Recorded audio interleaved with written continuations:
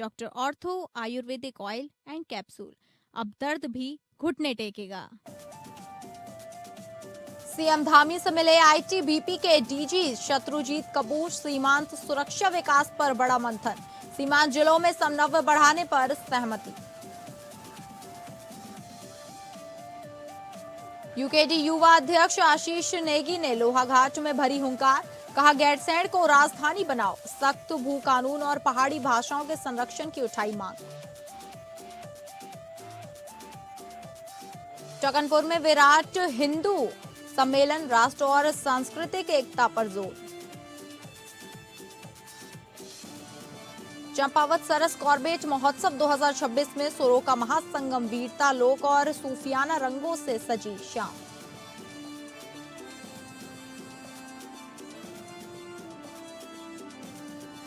नमस्कार, आप सभी का स्वागत है उत्तराखंड बुलेटिन में और मैं हूं आपके साथ अंकिता सिंह। शुरुआत करेंगे बुलेटिन की, जहां सुरक्षित सीमा सशक्त उत्तराखंड के संकल्प को आगे बढ़ाते हुए मुख्यमंत्री पुष्कर सिंह धामी ने रविवार को मुख्यमंत्री आवास में भारत तिब्बत सीमा पुलिस के महानिदेशक शत्रुजीत कपूर से मुलाकात की। बैठक में राज्य की अंतर्राष्ट्रीय सीमाओं की सुरक्षा, सीमांत क्षेत्रों के विकास और आपदा प्रबंधन में बेहतर समन्वय पर विस्तार से चर्चा हुई।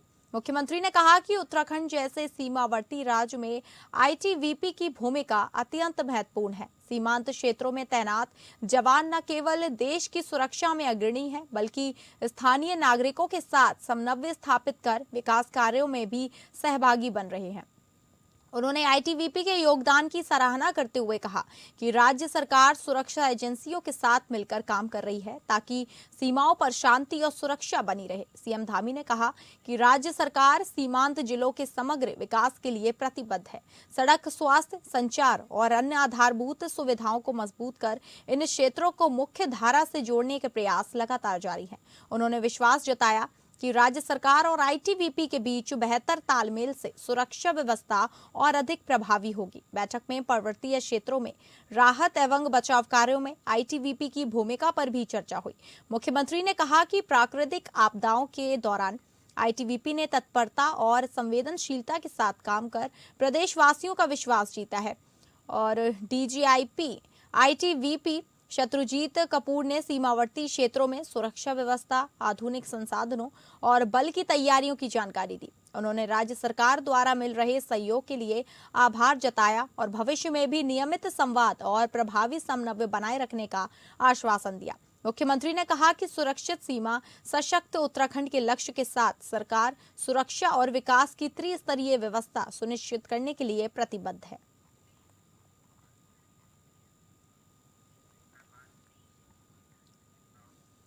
उत्तराखंड क्रांति दल के युवा प्रकोष्ठ के केंद्रीय अध्यक्ष आशीष नेगी ने लोहाघाट में राजनीतिक तापमान बढ़ा दिया है। एक तीखे और मसालेदार अंदाज में उन्होंने मुख्यमंत्री पुष्कर सिंह धामी को खुली चुनौती देते हुए कहा कि यदि सरकार गैरसैंण को स्थायी राजधानी घोषित कर दे, प्रदेश में सख्त भू कानून और मूल निवास प्रमाण पत्र की व्यवस्था लागू कर दे तथा गढ़वाली, कुमाऊनी, बोक्सा, भोटिया और जौनसारी भाषाओं के संरक्षण के लिए ठोस कदम उठाए तो वह राजनीति छोड़ देंगे। नेगी ने कहा कि उत्तराखंड राज्य आंदोलन के मूल मुद्दों से लगातार समझौता किया जा रहा है। गैरसैंण जिसे पर्वतीय जनता की भावनाओं का प्रतीक माना जाता है, आज भी स्थायी राजधानी का दर्जा पाने के लिए तरस रहा है। उन्होंने सवाल उठाया कि आखिर कब तक पहाड़ की भावनाओं के साथ राजनीतिक खेल खेला जाएगा। आशीष नेगी ने दो टूक कहा कि प्रदेश में बाहरी लोगों की अंधाधुंध भूमि खरीद पर रोक लगाने के लिए सशक्त भू कानून जरूरी है। जब तक मूल निवास प्रमाण पत्र की स्पष्ट नीति और कानून सख्त भूमि कानून लागू नहीं होगा, तब तक पहाड़ की अस्मिता सुरक्षित नहीं रह सकती।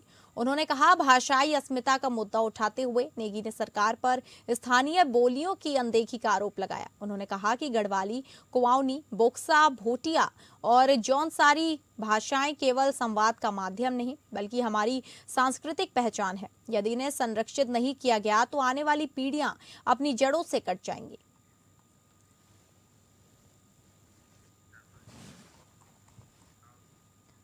हल्द्वानी में सड़क के खुले हुए गड्ढे अब लोगों की जान लेने में तुले हुए हैं। रविवार को भी एक ऐसा ही हादसा हुआ जिसमें एक बुजुर्ग की मौत हो गई। बताया जा रहा है कि स्कूटी सवार बुजुर्ग को नो एंट्री में घुसे ट्रक ने अपनी चपेट में ले लिया। जिस जगह हादसा हुआ वहां पर निर्माण दायी संस्था UUSDA द्वारा बड़े बड़े गड्ढे खोदे गए थे। इस लापरवाही के बाद जिलाधिकारी ने घटना की मजिस्ट्रेटी की जांच के आदेश सिटी मजिस्ट्रेट को दिए। वहीं घटनास्थल का निरीक्षण करने के बाद सिटी मजिस्ट्रेट AP वाजपेयी ने बताया कि उनके द्वारा मजिस्ट्रेट इंक्वायरी शुरू कर दी गई है। इसके साथ ही सभी विभागों से जानकारी मांगी जा रही है। जिसकी भी लापरवाही सामने आई उसके खिलाफ कार्रवाई की जाएगी। देखिए, उसमें जिला मजिस्ट्रेट महोदय द्वारा उसमें एक मैजिस्ट्रियल इंक्वायरी सेटअप की गई है, जिसकी जांच मेरे द्वारा की जा रही है। मैंने उसमें सभी नागरिकों से, सर्व संबंधित पक्षों से, किसी भी व्यक्ति को अगर उस संबंध में कुछ कहना हो तो वो अपने साक्ष्य में दे सकता है। साथ ही जो हमने घटनास्थल का भी निरीक्षण किया है, इसमें स्थानीय पुलिस से, ट्रैफिक पुलिस से, साथ साथ लोक निर्माण विभाग, नगर निगम, इसके अलावा जो कार्यदायी संस्थाएं, उन सभी से आख्याएँ ली जा रही हैं कि घटना का कारण क्या रहा है, इसके अलावा क्या आगे निवारक उपाय किए जा सकते हैं ताकि इस तरह की पुनरावृत्ति न हो, और अगर किसी स्तर पर इसमें लापरवाही परिलक्षित होती है तो उसके विरुद्ध कार्रवाई के लिए भी संस्तुति की जाए। उत्तराखंड में बिगड़ी कानून व्यवस्था एक बार फिर केंद्र में है। बिगड़ती कानून व्यवस्था और भूतपूर्व कर्मचारियों की पेंशन में हो रही कटौती ने प्रदेश के बुजुर्गों को गहरी चिंता में डाल दिया है। इन्हीं ज्वलंत मुद्दों को लेकर वरिष्ठ नागरिक जन कल्याण न्यास के बैनर तले जिला स्तरीय गोष्ठी का आयोजन किया गया। गोष्ठी बागेश्वर में आयोजित हुई। मीडिया से संवाद करते हुए बागेश्वर के प्रभावशाली प्रथम उद्यमी दलीप सिंह खेतवाल और पूर्व शिक्षक और प्रधानाचार्य बाला दत्त तिवारी ने प्रदेश की कानून व्यवस्था पर गंभीर सवाल खड़े किए। प्रदेश में अपराध बढ़ रहे हैं, आमजन खुद को असुरक्षित महसूस कर रहा है और वहीं दूसरी ओर जीवन भर सेवा देने वाले भूतपूर्व कर्मचारियों की पेंशन में कटौती कर बुजुर्गों के सम्मान और सुरक्षा के साथ खिलवाड़ किया जा रहा है। कानून व्यवस्था को तत्काल सुदृढ़ किया जाए, पेंशन में की जा रही कटौती पर पुनर्विचार हो और बुजुर्गों को उनका संवैधानिक अधिकार और सम्मान सुनिश्चित किया जाए। मैं जहाँ तक हम न्यूज़पेपर पढ़ते हैं या ये इलेक्ट्रॉनिक मीडिया से जो घटनाएं आ रही हैं सामने, उससे लग रहा है कि उत्तराखंड की सरकार जो है कानून व्यवस्था स्थापित करने में बिल्कुल असफल हो चुकी है। शिक्षा निदेशक पर उसी के ऑफिस पर जाकर के सारे कर्मचारियों के साथ मारपीट करना, लहूलुहान बना देना, ये इतने बड़े अधिकारी पर जब किया जा सकता है तो छोटे कर्मचारी तो कुछ भी नहीं है। तो उनके साथ भी होता होगा, चुप रहते होंगे डर के मारे। तो कानून व्यवस्था काफ़ी लचर हो चुकी है। राजधानी देहरादून में हुए सनसनीखेज हत्याकांड का नेहरू कॉलोनी पुलिस ने खुलासा करते हुए 3 मुख्य आरोपियों को गिरफ्तार कर लिया है। SSP के निर्देशन में की गई कार्रवाई में पुलिस ने न केवल आरोपियों को पकड़ा बल्कि हत्या में प्रयुक्त हथियार भी बरामद किए हैं। दरअसल 28 वर्षीय दिव्यांश धीमान 9 फरवरी से लापता था, जिसकी गुमशुदगी बसंत विहार थाने में दर्ज कराई गई थी। जांच के दौरान सामने आया कि पैसों के लेन देन को लेकर चल रहे विवाद में आरोपियों ने उसे कमरे में बुलाकर लोहे की रॉड, हथौड़े और पेचकस से हमला कर मौत के घाट उतार दिया और शव को चिड़ियापुर के जंगल में फेंक दिया। पुलिस ने हेमंत सेमवाल, आदिल और वैभव उर्फ संजू को ISBT के पास हरिद्वार बाईपास रोड से गिरफ्तार कर लिया है। बसंत बिहार में गुमशुदा दिगंबर धीमान जो 9 तारीख को घर से गया था और एक कोर्ट केस के सिलसिले में उसकी एविडेंस थी। यहाँ आने के बाद वो अपने कुछ दोस्तों के साथ चला गया था। 11 तारीख तक जब वो घर नहीं आया तो उसके फादर, जिनका नाम संतराम धीमान है, उन्होंने इस संबंध में थाना बसंत बिहार में एक गुमशुदगी दर्ज कराई थी। उस गुमशुदगी की जांच को आगे बढ़ाते हुए हमारे जो विवेचना अधिकारी है, जो विवेचक हैं, उन्होंने जब उनके घर में जाके जो जिन लोगों के साथ ये गया था उनसे पूछताछ की उनके घर में, तो ये बात संज्ञान में आई थी कि ये 3 अन्य दोस्तों के साथ में था और लास्ट में एक टैक्सी में भी ये देखा गया था।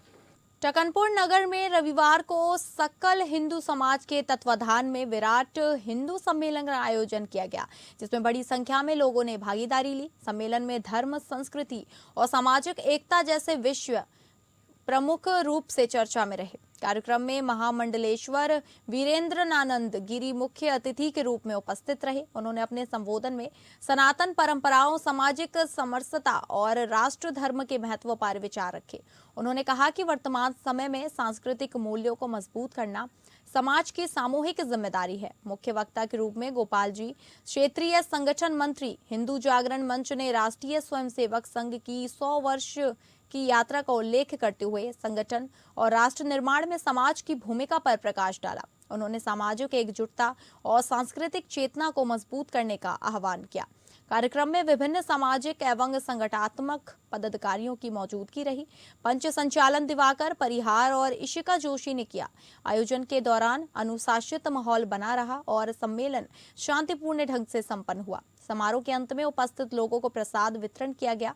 आयोजकों के अनुसार सम्मेलन का उद्देश्य समाज में जागरूकता और संगठनात्मक एकता को बढ़ावा देना था।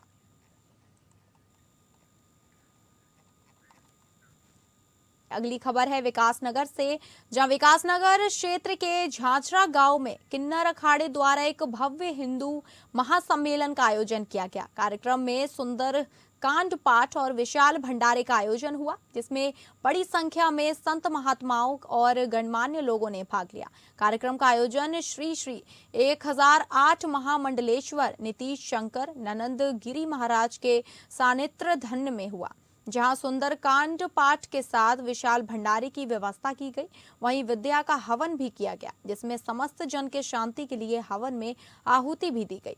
इस अवसर पर कार्यक्रम में मुख्य अतिथि के रूप में उत्तराखंड के राज्यपाल लेफ्टिनेंट जनरल गुरमीत सिंह पहुंचे। उनके आगमन पर संत समाज और आयोजकों ने उनका भव्य स्वागत किया। कार्यक्रम में किन्नर अखाड़े के महामंडलेश्वर सहित पीठाधीश्वर भवानी मां, नागा सन्यासी जूना अखाड़ा और सनातनी किन्नर अखाड़ा, दिल्ली प्रदेश अध्यक्ष महामंडलेश्वर पूनम मां और आचार्य महामंडलेश्वर श्री स्वामी कौशल्यानंद गिरी सनातनी किन्नर अखाड़ा समेत करीब 250 संतों ने सहभागिता की और धार्मिक अनुष्ठान की शुरुआत की।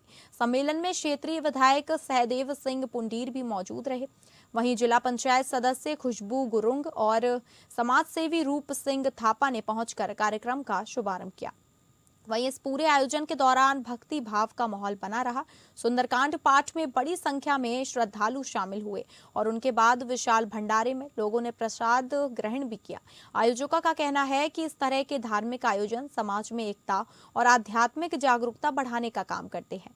कुल मिलाकर विकासनगर में आयोजित यह हिंदू महासम्मेलन भक्ति, आस्था और सामाजिक समरसता का संदेश देता नजर आया।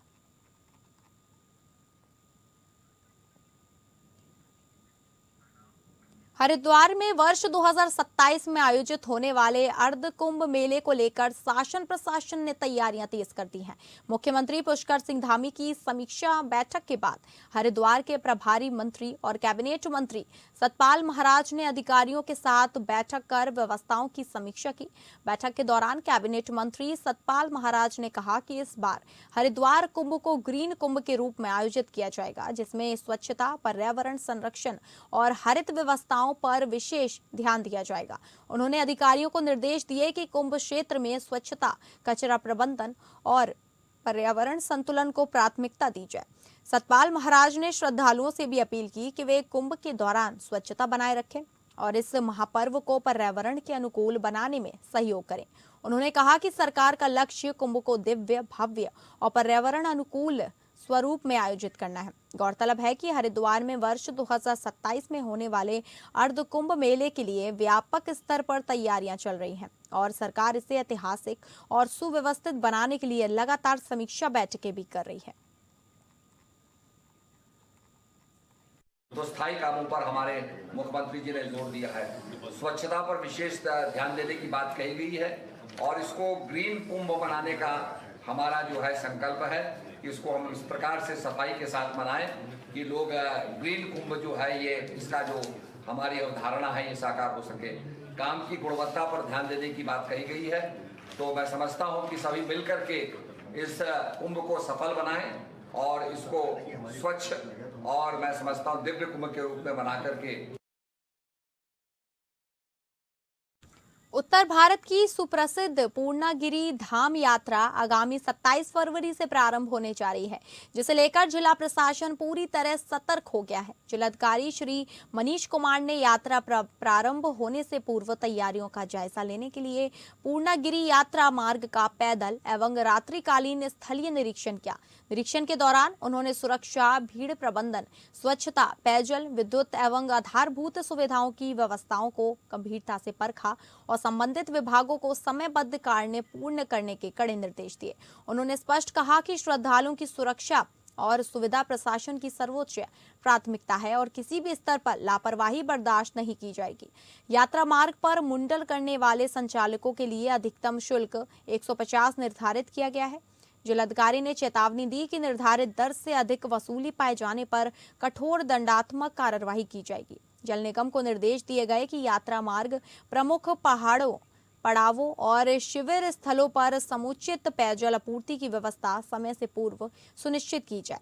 लोक निर्माण विभाग को यात्रा मार्ग के क्षतिग्रस्त हिस्सों पर टाइल्स और फर्श की मरम्मत शीघ्र पूर्ण करने के निर्देश दिए गए ताकि श्रद्धालुओं को किसी प्रकार की असुविधा न हो। भीड़ प्रबंधन के मद्देनजर संवेदनशील स्थानों पर मजबूत बैरिकेडिंग लगाने तथा मार्गों को सुव्यवस्थित ढंग से चिन्हित करने को कहा गया। विद्युत विभाग को संपूर्ण यात्रा क्षेत्र में बिजली के तारों का सुरक्षा ऑडिट कराने, जर्जर एवं ढीले तारों को तत्काल बदलने और पर्याप्त प्रकाश व्यवस्था सुनिश्चित करने के निर्देश दिए गए। रात्रिकालीन निरीक्षण के दौरान चिन्हित अंधेरे स्थलों पर अतिरिक्त लाइट लगाने को कहा गया। श्रद्धालुओं की सुविधा के लिए शारदा घाट पर महिलाओं के लिए चेंजिंग रूम भी बनाए गए, जिसमें वे सुरक्षित और आरामदायक अनुभव प्राप्त कर सके। पूर्णागिरि धाम आने वाले श्रद्धालुओं की सुविधा और सुरक्षा को ध्यान में रखते हुए विशेष इंतजाम किए गए हैं।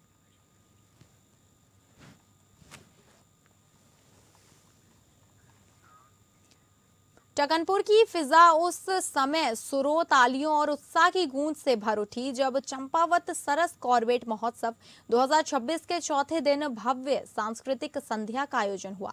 लोक परंपराओं, वीर गाथाओं, क्षेत्रीय लोक धुनों और सूफियाना संगीत का ऐसा अद्भुत संगम देखने को मिला जिसने हजारों दर्शकों को देर रात तक बांधे रखा। रोशनी से सजा विशाल पंडाल, गूंजती तालियां और झूमती भीड़ से यादगार शाम के साक्षी बने। कार्यक्रम का आगाज उत्तराखंड की वीर भूमि को नमन करते हुए गढ़वाल के अमर योद्धा की शौर्य गाथा पर आधारित ओजपूर्ण प्रस्तुति ने वातावरण को वीर रस से सराबोर कर दिया।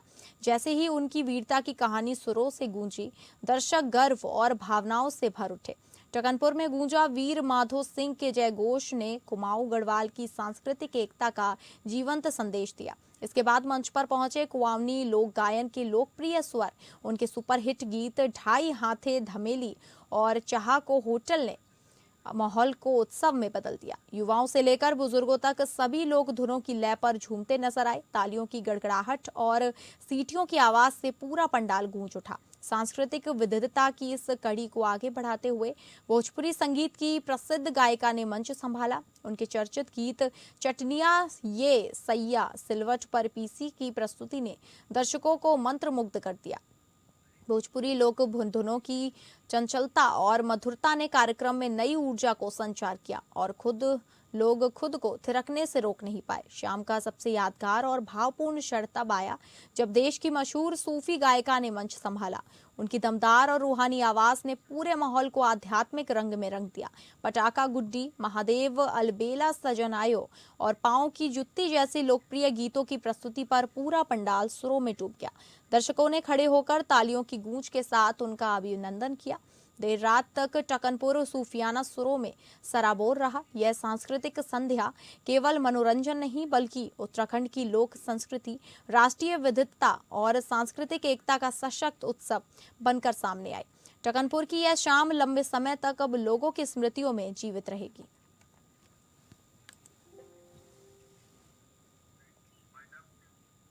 तो फिलहाल उत्तराखंड बुलेटिन में बस इतना ही। नमस्कार।